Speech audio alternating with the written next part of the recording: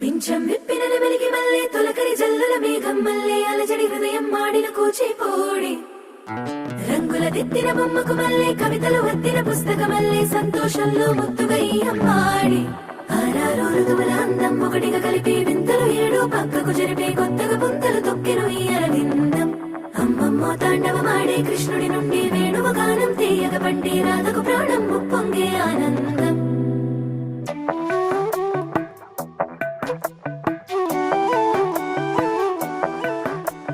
మధురము కదా ప్రతొక నడక నీతో కలిసేలా తరగని కథ మనదే కనుక మనసు మురిసినిలా ఉసురేమో